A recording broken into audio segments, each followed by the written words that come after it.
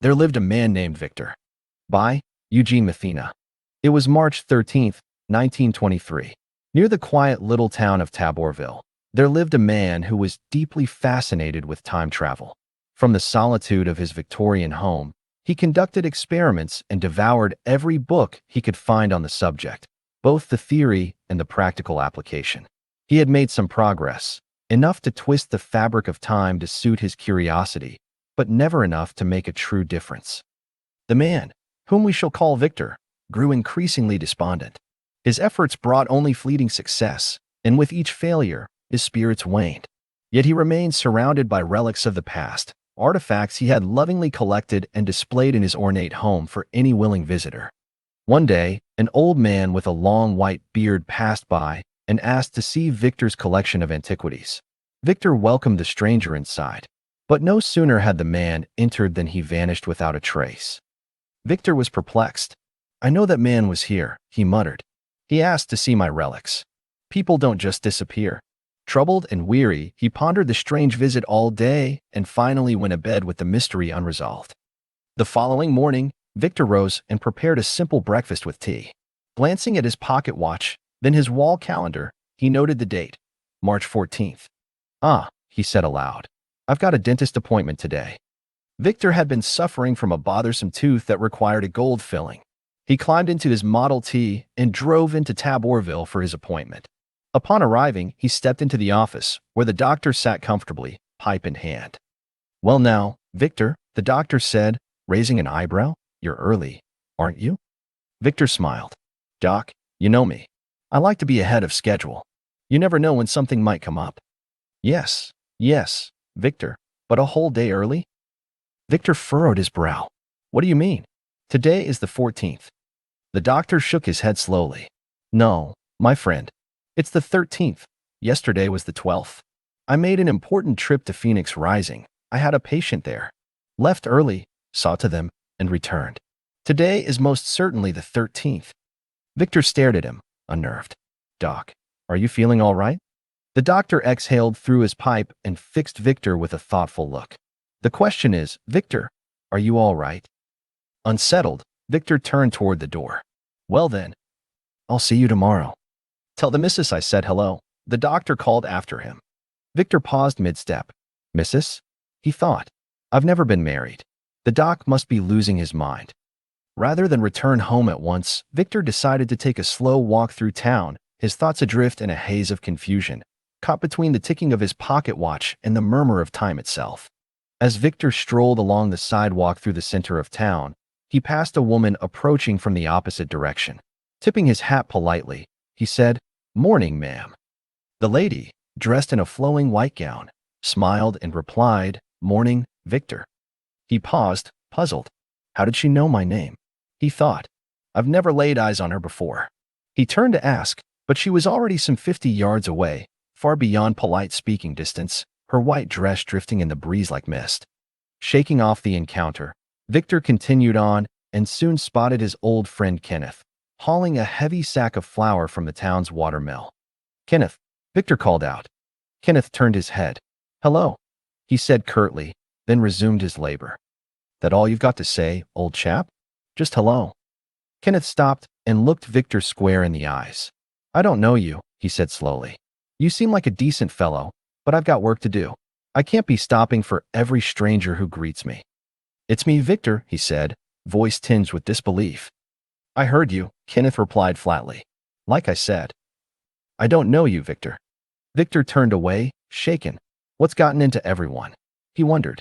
The doctor thinks today is yesterday. A woman I've never met knows my name, and now my best friend doesn't recognize me. And let's not forget the stranger who vanished before my eyes.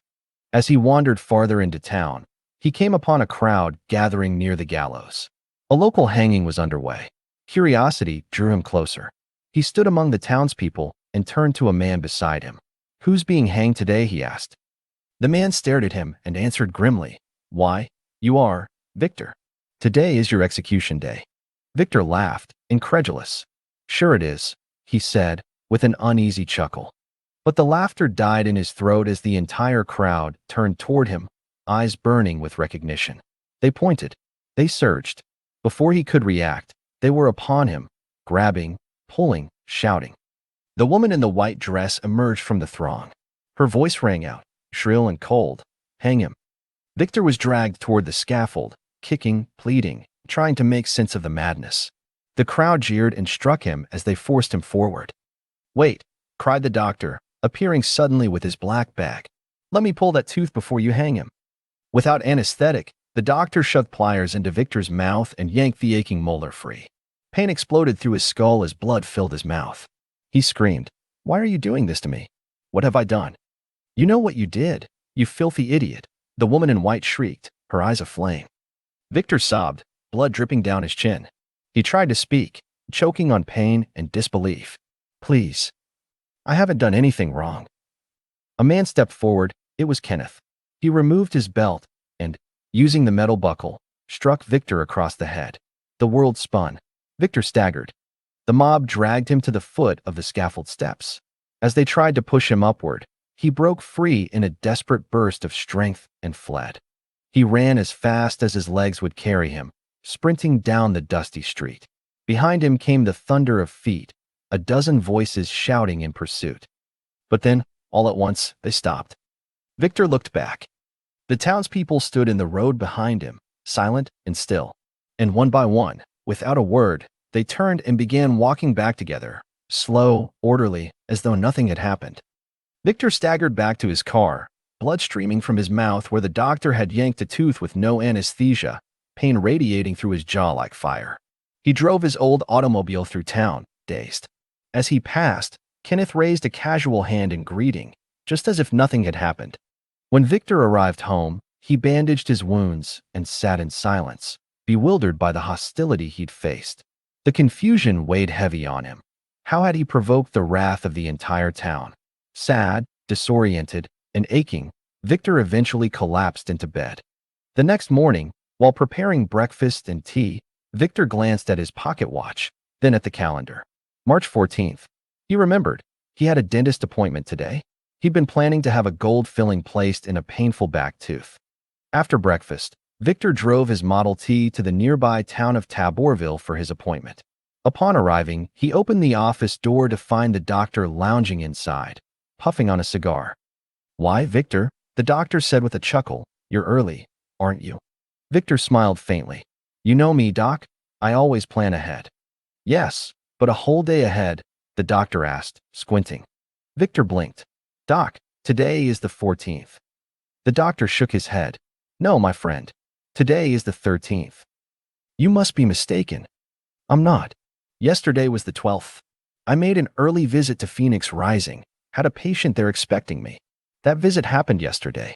Today, I assure you, is the 13th.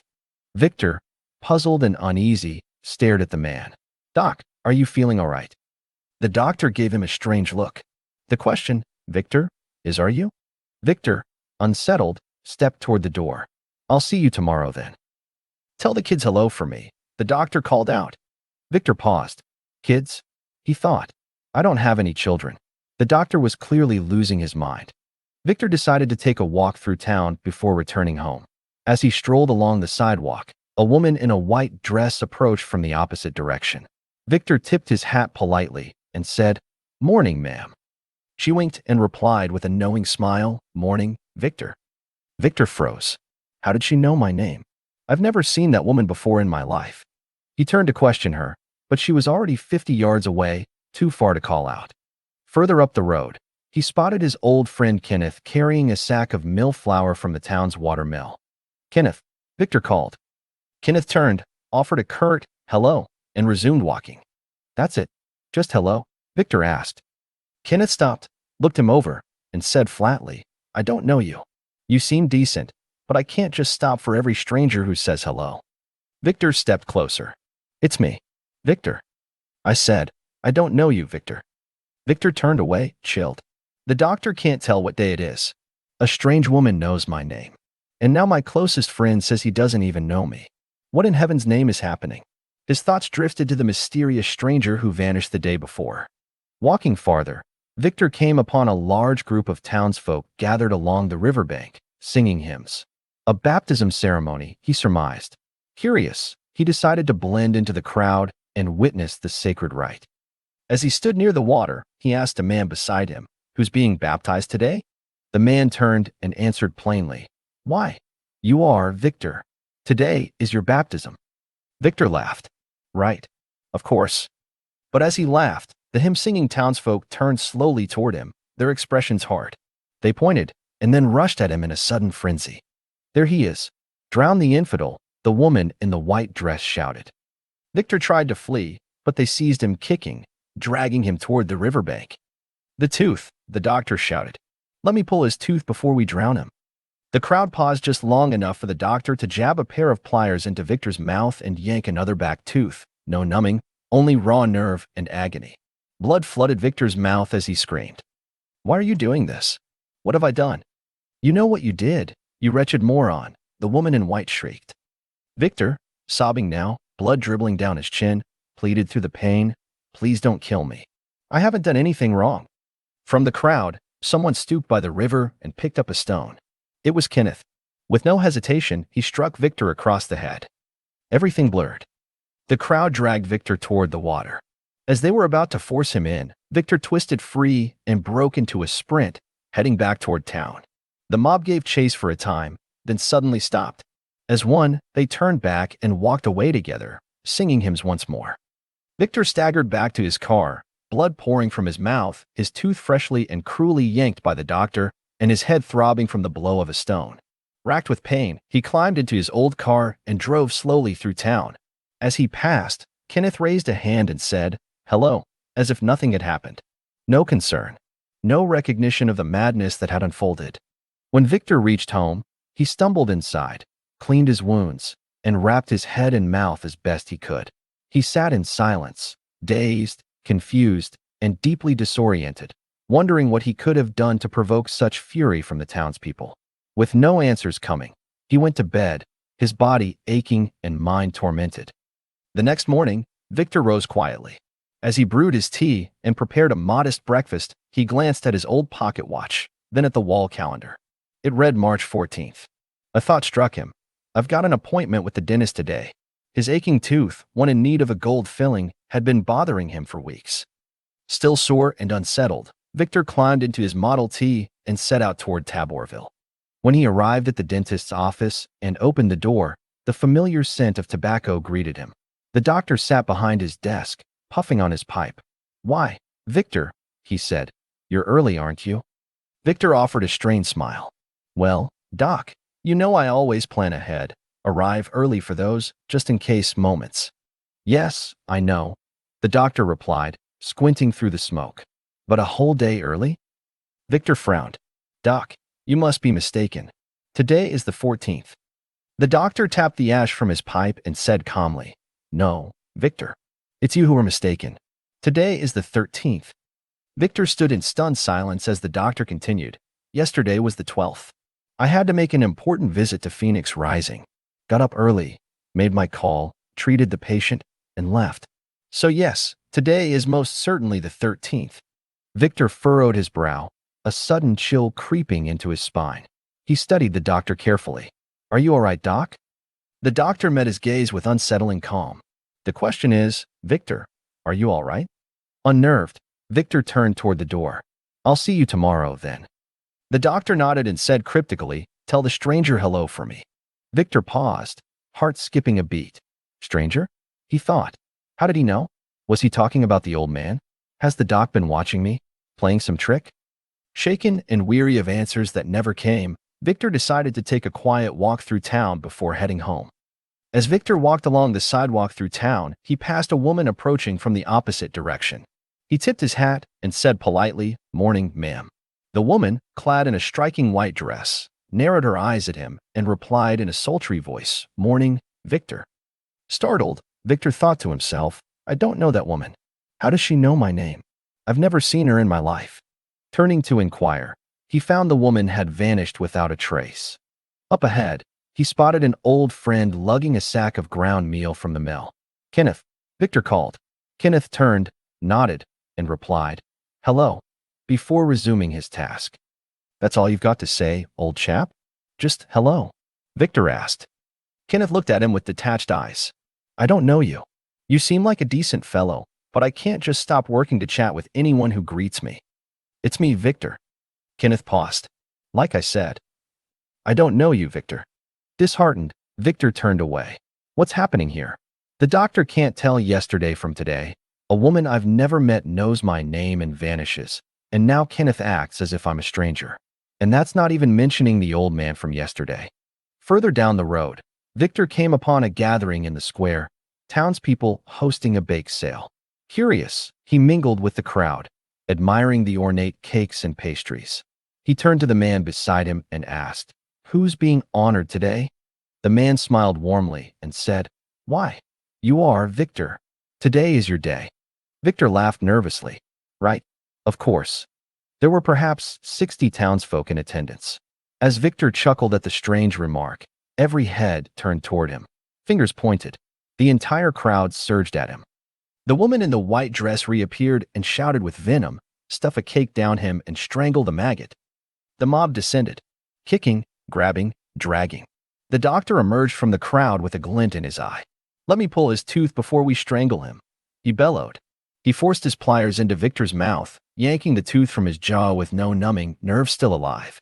Victor's mouth flooded with blood. Screaming in agony, Victor pleaded, "Why are you doing this? What have I done?" "You know what you did, you filthy dog," the woman shrieked. Bloodied and battered, Victor tried to resist, but the mob kept coming. Cake after cake was smashed into his face, kicks to the gut, blows to the skull. Still crying, he begged them not to kill him. A man emerged from the bakery carrying a heavy brass candlestick. Without a word, he shoved it down Victor's throat, then struck him hard across the head. As darkness crept into his vision, the crowd dragged him to a long table lined with cakes. Slamming his face into one, Victor, by sheer will, broke free. He staggered, then ran, limping back toward town. The mob gave chase, but only for a time. Then, as if on cue, they all halted and turned back, retreating together in eerie unison. Victor, bloodied and strangled on frosting in pain, stumbled back to his car. His mouth still poured blood, his lungs wheezed from the torture. As he drove through town in his battered old car, he passed Kenneth once again. Kenneth waved and said, "Hello," as though none of it had happened. When Victor arrived home, the old stranger sat on a chair on the porch, waiting. Victor narrowed his eyes. I know you're behind this. Why? Why are you doing this to me?" The stranger grinned faintly. Victor, you've tried to manipulate me, twist me, contort me to your will. It's only fair that I have a bit of fun with you in return." Victor stared. "Who are you?" The stranger leaned back. "I am Time himself." Victor and Father Time sat there, speaking for nearly 2 hours together. The old man revealed much, things Victor could scarcely believe or comprehend. When the conversation ended, Father Time simply vanished before Victor's eyes. Shaken, Victor went inside and sat at his desk. He opened his journal and began to write. March 13th, 1923. I don't know why I'm writing this. It'll be gone by morning. I have offended Father Time with my experiments, my attempts to bend time to my will. Now I am caught in a loop, and each day is the day of my death. He has taken the minds of the townsfolk. They are his pawns. So far I've escaped their attempts, but eventually they will kill me. One day, they'll succeed. That day will always be March 13th, 1923. Victor closed his journal, tended his wounds, and retired for the night. The next morning, he awoke. While fixing breakfast and tea, he glanced at his pocket watch, then at the calendar. It was March 14th. I've got an appointment today with the dentist, he thought. The end?